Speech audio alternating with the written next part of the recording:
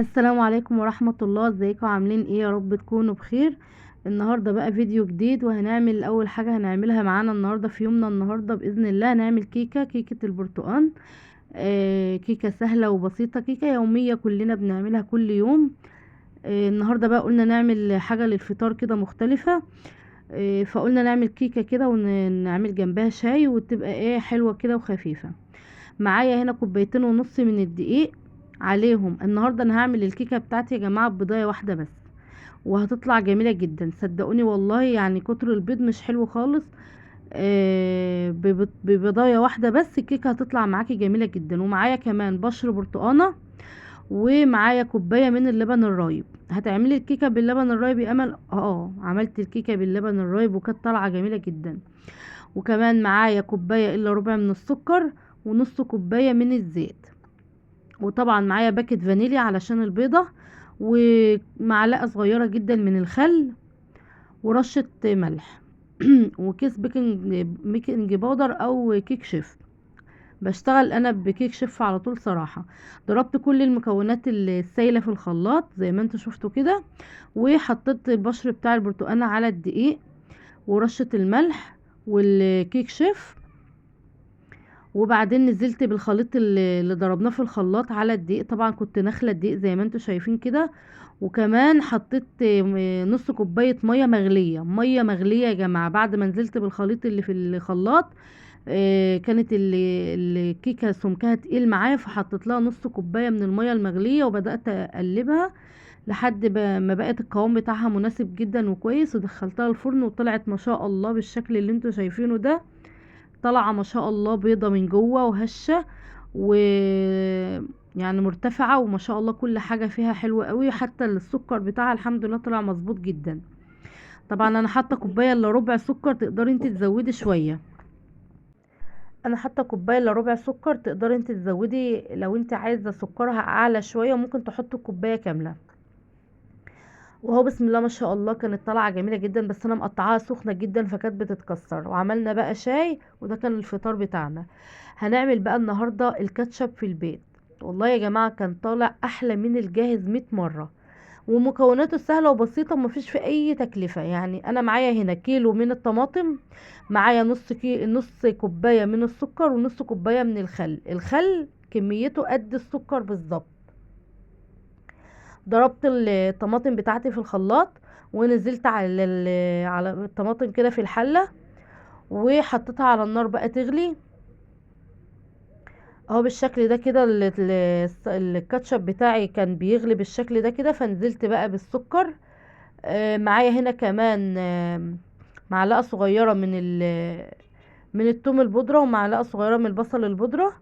وكمان رشة كده من الشطة الحمراء. تقدري بقى تكتري تقللي انت وراحتك. وكمان نزلت بالسكر، نص كوباية السكر ونص كوباية الخل، وقلبت بالشكل ده كده. طبعا الكتل ده حاجة متكتلة في الكاتشب بتاعي ده كان التوم البودرة اول ما نزل على بتاع الكاتشب. كتل بالشكل ده. بس طبعا احنا كده كده هنصفي الخليط ده كله، فمش فارق معانا يعني. فقلبته كده، وبعدين سبته بقى يغلي غلوتين كده على النار. اهو بالشكل ده انا اشتلتها، بس انا كده كده هصفيه دلوقتي. هسيبه بقى يغلي كده شوية حلوين، وبعد كده هنروح نصفيه. قبل ما نصفيه بقى كمان علشان ياخد الغلوة بتاعته، معايا كمان معلقة كبيرة من النشا، معلقة كبيرة ممسوحة من النشا على معلقتين مية. دوبتهم بالشكل ده ونزلت بيهم على الصلصة بتاعتنا، وقلبت وسبتهم ياخدوا غلوة كمان. بعد ما نزلت بالنشا طبعا قلبت كده بالشكل ده عشان النشا ما يكلكعش يعني. وسبتها بقى تغلي غلوة كده زي ما انتوا شايفين كده. وبدأت بقى ان انا اخدها عشان اصفيها. عايزه اقول لكم ان كان طالع جميل جدا، والولاد فرحوا بيه قوي وقالوا لي يا ماما جميل جدا وطعمه احلى من الجاهز كمان. الكاتشب الجاهز ساعات كده بنجيبه بيبقى فيه طعم كده مش حلو. فلا بتاع البيت بجد بجد حلو قوي، وكفايه ان انت ضمناه وعارفه ده معمول بايه وعارفه انت عاملاه ازاي. حاجه مضمونه، حاجه مضمونه من اولها لاخرها، انت ضمناها. اهو بالشكل ده كده خدته من على النار على طول، صفيته طبعا. الشوائب دي كلها احنا مش عايزينها خالص، هنستبعدها. وهصفي الخليط بتاعي كله، وهرجع تاني ارجعه على النار.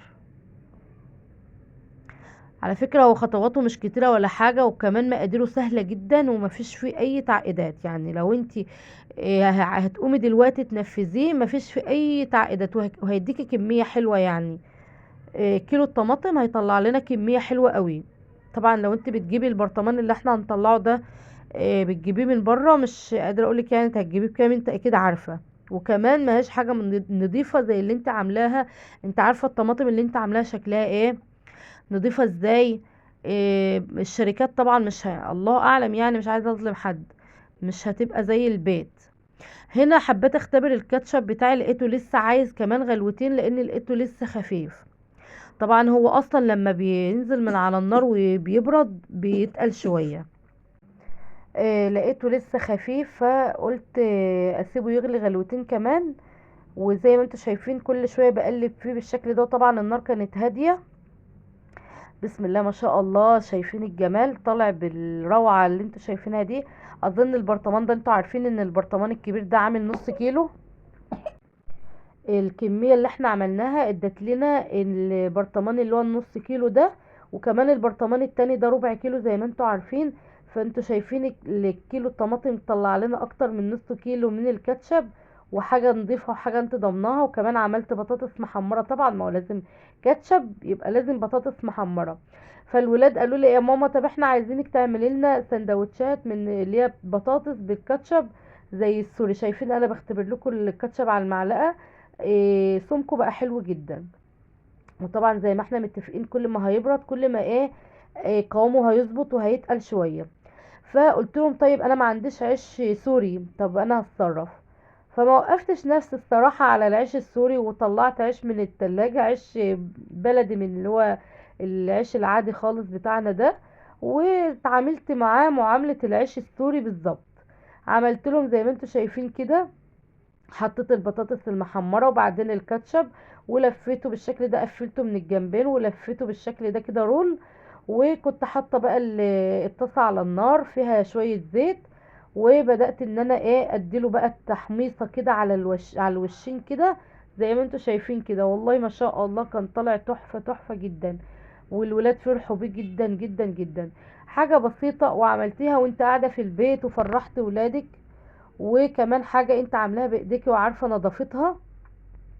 طبعا تقدري بقى تحط على البطاطس والكاتشب اللي احنا عملناه ده، لو عندك ميكس جبن، لو عندك مايونيز، تومية.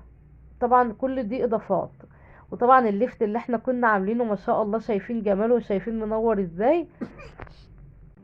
فطلعت شوية لفت كده حلوين كده جنب الأكلة الحلوة دي. وما شاء الله فرحوا جدا بالأكل، وكان الأكل جميل جدا. وهتجربوا بإذن الله الكاتشب بالطريقة اللي أنا عاملاها لكم النهاردة دي، وهيعجبكم جدا جدا. وما عدتش تشتريه من بره تاني، لأن احنا مش ضامنين من بره شكله عامل ازاي ومعمول ازاي. خلصنا بقى الكاتشب بتاعنا والوصفات الحلوة بتاعتنا دي. يلا بقى خش معايا على المعمعة بقى. شايفين يا جماعة كمية المواعين، انا والله مش قادرة اتصور يعني ولا اتخيل كمية المواعين دي كلها. والله كمية المواعين دي كلها يعني وانا واقفة بشتغل في المطبخ. كل المواعين دي طلعت مني مش عارفة ازاي. مواعين الفطار على مواعين الغدا وطول ما انا واقفة بقى لو في حاجة طلعت من ايدي. فاهمين؟ فبس طبعا قبل ما بخرج من المطبخ زي ما احنا متفقين ومتعودين مع بعض، بشطب المطبخ خالص. دي بقى فقرة الدردشة وفقرة الاستغفار وفقرة كل حاجة حلوة بالنسبة لي، وان شاء الله تبقى بالنسبة لكم انتوا كمان. عايزة بقى فضفض معاكم كده ونتكلم شوية في موضوع كده حلو قوي. النهاردة بقى انا كنت مبسوطة جدا وكنت فرحانة جدا، لان كنت النهارده مقضيه وقت حلو كده مع واحده صاحبتي من زمان، انتوا اخواتي فانا بحب احكي لكم كل حاجه بتفرحني، يعني اي حاجه ببقى فرحانه منها بحب اقولها لكم. النهارده كانت صاحبتي بقى دي بقالي شويه كتار قوي ما شفناش بعض، فكانت عندي النهارده وقعدنا شويه كده حلوين مع بعض، والولاد في المدارس بقى، ولادي في المدرسه وولادها في المدرسه، واستغلينا الوقت ده ان احنا نتقابل. وبصراحة كان وقت جميل جدا، ودايما الأوقات الحلوة بتجري بسرعة قوي.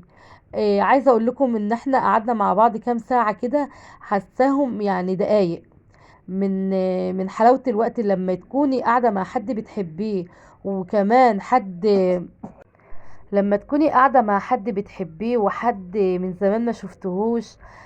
بصراحة يعني الوقت بيجري بطريقة غريبة جدا. ففعلا زي ما بيقولوا كده الأوقات الحلوة بتجري بسرعة.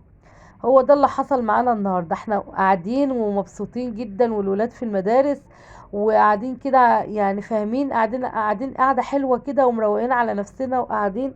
فجأة لقينا الوقت جرى، وفجأة لقينا الولاد طلعوا من المدرسة وخلاص هي طلعت تجري روحت عشان ولادها، وانا كمان اتسحلت في اليوم بتاعي والولاد ومش عارفة ايه. بس عايزة اقول لكم ان بصراحة يعني اليوم بتاعي كان حلو قوي، وكمان تغيير وما شفناش بعض من زمان وقعدنا بقى نرغي مع بعض، وكل واحد فينا بيحكي للتاني كل حاجة بقى من يعني بقالنا فترة ما شفناش بعض. فالتغيير حلو، ده اللي انا دايما اقوله لكم. ده اللي انا دايما اقوله لكم، يعني لما تحسوا ان كنتوا مضغوطين جدا والحياة كده سحلاكم والبيت والولاد، يعني شوفي حد بتحبيه روحي خروجي معاه، كلمي حد تكوني بترتاحي معاه في الكلام، اخرجي من البيت، غيري جو. يعني انا عارفة ان الضغوط مخلية الواحد، والمدارس والامتحانات والتقييمات والدروس كل ده احنا كلنا فيه، بس برضو مش يعني ما يجراش حاجة لما تفصلي، افصلي شوية.